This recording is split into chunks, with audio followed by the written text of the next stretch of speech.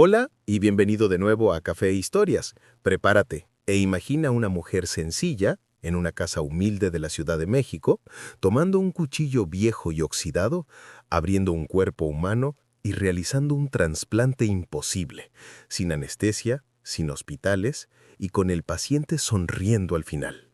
Esta no es una leyenda inventada. Es la historia real de Bárbara Guerrero, mejor conocida como Pachita, la curandera mexicana que decía ser guiada por el espíritu de Cuauhtémoc y que realizó operaciones que hasta hoy desconciertan a médicos, científicos y escépticos. Incluso el famoso neurofisiólogo Jacobo Grinberg la acompañó y documentó cirugías que parecían imposibles. Quédate conmigo hasta el final, porque la vida de Pachita no solo es un misterio, es una ventana a lo inexplicable, a lo que va más allá de la ciencia y, quizá, a lo que todavía no nos atrevemos a comprender. Comenzamos. En el árido norte de México, en Parral, Chihuahua, nació en 1900 una niña que con el tiempo se convertiría en una de las figuras más enigmáticas de la historia espiritual mexicana. Bárbara Guerrero, a quien todos conocerían como Pachita. Su familia era humilde, trabajadora, marcada por las dificultades propias de la vida rural. Entre la pobreza y el calor sofocante de Chihuahua, la pequeña Bárbara comenzó a mostrar rasgos que desconcertaban a quienes la rodeaban. No jugaba como los demás niños, no se divertía con muñecas ni carreras en la calle. Prefería quedarse mirando fijamente al horizonte, como si pudiera ver cosas que otros no podían. Algunas veces hablaba sola, decía que conversaba con los que están aquí, pero no se ven. Esa conducta inquietaba a los vecinos, que empezaban a murmurar, la niña está tocada por algo extraño. Pero su historia estaba destinada a ir más allá de simples rarezas infantiles. Hay un episodio de su niñez que sigue despertando fascinación y misterio. Se cuenta que, cuando Bárbara tenía entre 8 y 9 años, un hombre extranjero apareció en su vida. Algunos lo describen como afrodescendiente, otros como un hombre negro de origen desconocido. Nadie supo con certeza de dónde vino ni por qué estaba en Chihuahua. Su nombre era Charles. Lo que sí parece claro es que aquel hombre tenía conocimientos de hierbas, curación y prácticas espirituales. Comenzó a enseñar a la pequeña Bárbara secretos de la naturaleza, cómo preparar infusiones, cómo reconocer plantas curativas, cómo usar ungüentos para sanar heridas, a observar las estrellas. No solo le transmitió conocimientos de medicina natural, también le mostró rituales de invocación, rezos, cantos extraños que parecían proceder de tradiciones afrocaribeñas o indígenas. El hombre permaneció un tiempo con ella y luego desapareció tan misteriosamente como había llegado. Nadie volvió a verlo, pero para Bárbara su presencia fue decisiva. Fue, según diría ella misma años después, el primero que me mostró que lo invisible también cura. Aquel maestro anónimo fue quizá el inicio de lo que después se convertiría en el mito de Pachita. Después de la partida del misterioso curandero, las experiencias de Bárbara se intensificaron. Comenzó a tener visiones, sueños lúcidos y apariciones de seres que nadie más veía. A los 12 años, afirmó haber tenido un encuentro que cambiaría el rumbo de su vida. Un ser se presentó ante ella y dijo ser el hermano Cuauhtémoc, nada menos que el espíritu del último Tlatoani mexica, el emperador derrotado por Hernán Cortés, pero recordado como símbolo de resistencia y dignidad. Desde aquel momento, Bárbara aseguró que no estaba sola, que el hermano la acompañaba, que podía hablar con él y que sería su guía en el camino de la medicina espiritual. Con los años, la familia se trasladó a distintos lugares. Bárbara pasó parte de su vida en Parral, Chihuahua, y más tarde se instaló definitivamente en la Ciudad de México. La capital era un hervidero de contrastes: modernidad y pobreza, ciencia y superstición, poder y miseria. Allí, en barrios humildes, Bárbara comenzó a ganarse un lugar como curandera. Al principio, realizaba remedios sencillos. Imponía las manos, daba tés y preparados medicinales de uso externo. Pero poco a poco, su práctica se fue transformando en algo que no tenía comparación. Con el tiempo, Bárbara, ahora ya conocida como Pachita, se convirtió en el vehículo del hermano Cuauhtémoc. Ella aseguraba que cuando llegaba el momento de operar, no era ella quien lo hacía, sino que el espíritu del emperador mexica tomaba su cuerpo y trabajaba a través de sus manos. El ritual era estremecedor. El paciente, desesperado, era acostado en una cama rústica o una mesa improvisada. Pachita tomaba un cuchillo de cocina, viejo, a veces oxidado, y cerraba los ojos. Su voz cambiaba. Dejaba de ser la voz femenina y se volvía grave, profunda, masculina. Era el hermano.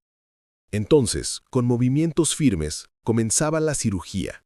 Abría el cuerpo sin anestesia. Extraía tumores, vísceras enfermas, órganos dañados. A veces gritaba, «Aquí falta un riñón», y extendía la mano en el aire como si lo tomara de otro lugar. Al instante aparecía un órgano que colocaba dentro del cuerpo del paciente. Cuando terminaba, pasaba la mano sobre la herida. La piel se cerraba como si nunca hubiera sido abierta. No quedaban puntos ni cicatriz. Los pacientes despertaban sin dolor y en muchos casos, curados. Pronto la fama de Pachita corrió por toda la capital. Sus curaciones llegaron a oídos de campesinos, comerciantes, amas de casa y también de políticos, empresarios e intelectuales. Uno de los rumores más persistentes es que el presidente José López Portillo acudió a ella para tratar problemas de salud. También otros políticos de alto rango buscaban sus servicios en secreto. Pero quizá el visitante más importante, desde un punto de vista científico, fue Jacobo Grinberg, neurofisiólogo y psicólogo mexicano, quien se interesó profundamente en los fenómenos de la conciencia. Grinberg conoció a Pachita y quedó impactado. Documentó decenas de operaciones. Intentó explicarlas con sus teorías sobre la mente, el espacio-tiempo y la Lares o malla energética del universo. Pero lo cierto es que nunca pudo dar una respuesta definitiva. Su relación con Pachita marcó su obra y quizá también su destino. En 1994, años después de la muerte de Pachita, Grinberg desapareció sin dejar rastro. Hasta hoy no se sabe qué pasó con él. Jacobo Grinberg Silberbaum, el neurofisiólogo y psicólogo mexicano, conoció a Pachita en la década de los años 70. Tras escuchar múltiples rumores de sus operaciones milagrosas, decidió acercarse con la intención de estudiarla de manera científica. Pasó alrededor de 4 a 6 años conviviendo con ella, observando sus rituales, recopilando testimonios y presenciando directamente muchas de sus cirugías. En este periodo, Grinberg no solo observaba, también se convirtió en una especie de asistente y cronista de lo que ocurría, registrando cada detalle en sus cuadernos de investigación. Pachita lo integró en varias ocasiones dentro del ritual quirúrgico como asistente. Jacobo pasaba los instrumentos rudimentarios, un cuchillo de monte, tijeras o simples objetos metálicos. En ocasiones, sostenía vendas o ayudaba a contener al paciente mientras Pachita trabajaba. También fue testigo de algo que lo desconcertó. Ella no usaba anestesia, ni asepsia médica, y sin embargo los pacientes no gritaban de dolor ni sufrían infecciones posteriores. Grinberg relató que la atmósfera del ritual era clave. Pachita entraba en trance, decía que era poseída por el espíritu de Cuauhtémoc, y pedía a Jacobo cosas muy específicas para continuar con la operación. Entre los muchos casos que documentó Grinberg, uno de los más conocidos fue el de un trasplante de riñón materializado. Según el testimonio, Pachita abrió el abdomen del paciente con su cuchillo sin filo, extrajo un riñón dañado y en medio del ritual materializó uno nuevo. Grinberg escribió que vio claramente cómo ella colocaba un órgano que no estaba ahí segundos antes. Lo más asombroso, después de coser con hilo común y corriente, el paciente sobrevivió y mejoró notablemente. Otro caso muy citado es el de un niño con problemas neurológicos, al que Pachita habría reconstruido parte del cerebro con sus manos y un cuchillo. Aunque para la ciencia esto resulta inverosímil, Grinberg lo describió en sus libros con detalle, afirmando que la transformación en el estado del niño fue evidente. Estas experiencias cambiaron por completo su trayectoria académica. Antes de conocerla, Jacobo era un investigador formal de la UNAM, interesado en la psicofisiología y en el estudio de la conciencia. Tras sus años con Pachita, escribió el libro Pachita, donde recogió sus experiencias. Desarrolló su famosa teoría sintérgica, que intentaba explicar fenómenos como los de Pachita bajo un marco científico. Se ganó el respeto y al mismo tiempo la incredulidad de la comunidad científica que no aceptaba la posibilidad de lo que relataba.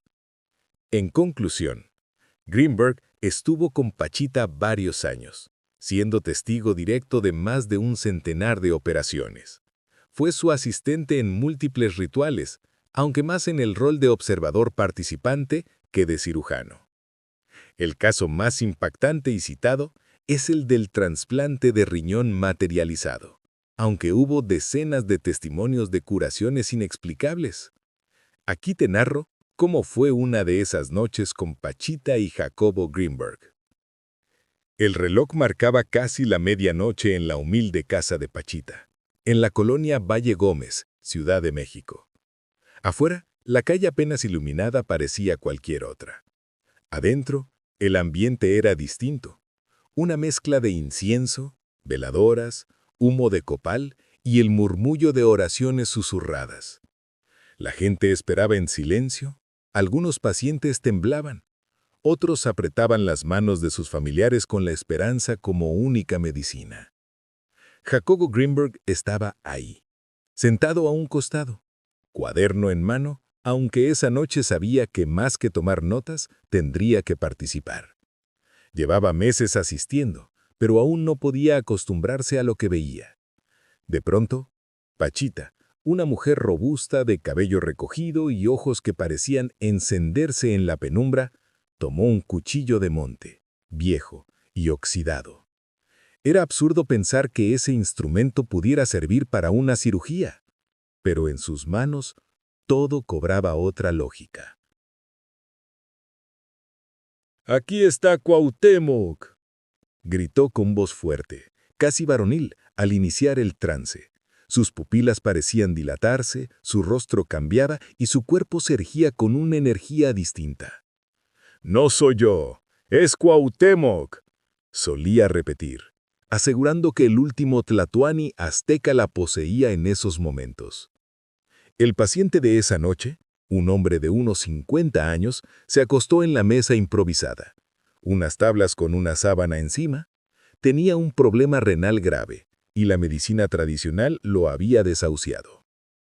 Pachita colocó sus manos sobre el abdomen y murmuró palabras incomprensibles, como si hablara una lengua antigua.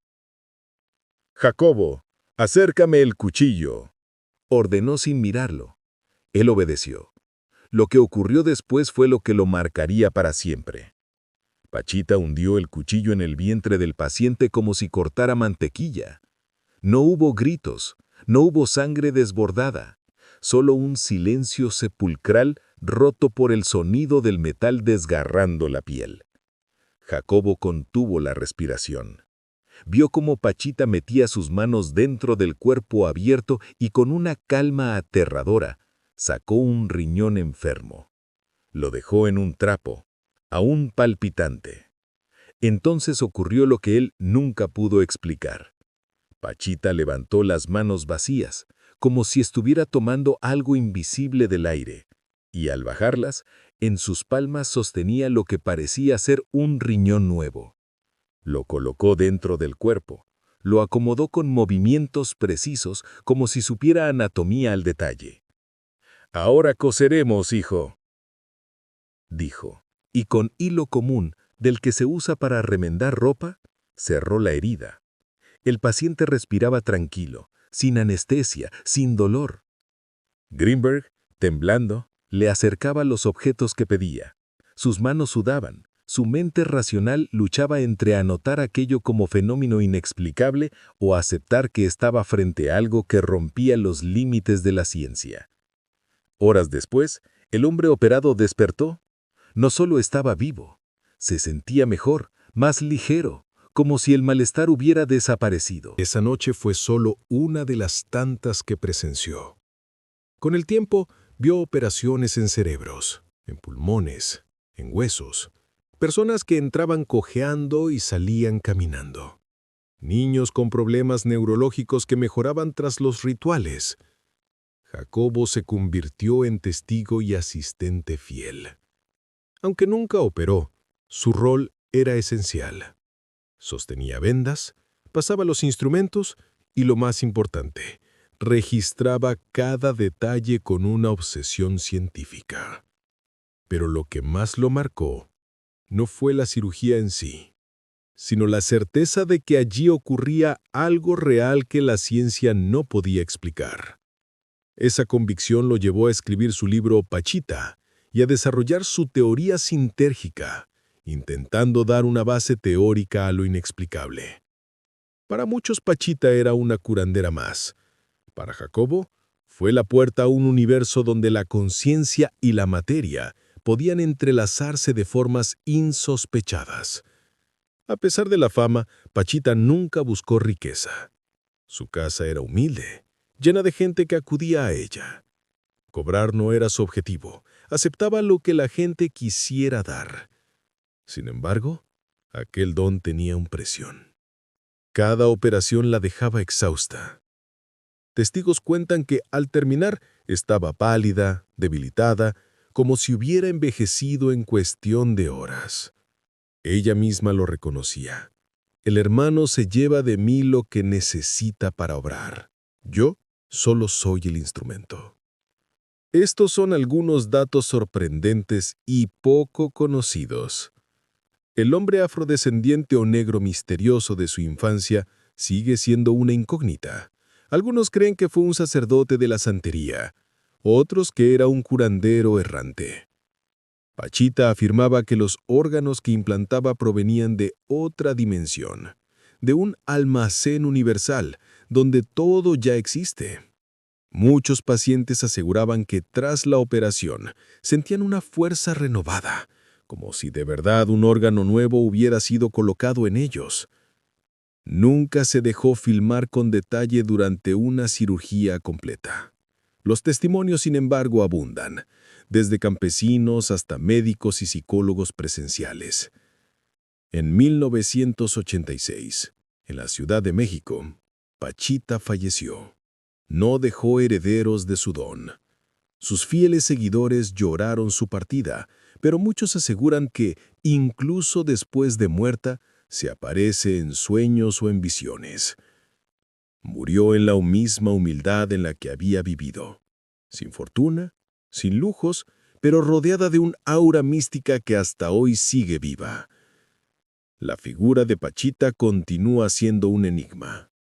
Para algunos fue una charlatana hábil que se aprovechó de la fe de la gente. Para otros una santa capaz de milagros. Para científicos investigadores como Greenberg, fue la puerta a otra dimensión de la conciencia.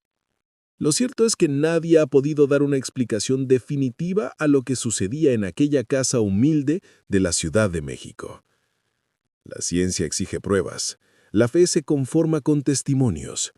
Entre esos dos mundos está Pachita, la mujer que con un cuchillo viejo de cocina desafiaba la lógica y devolvía la esperanza.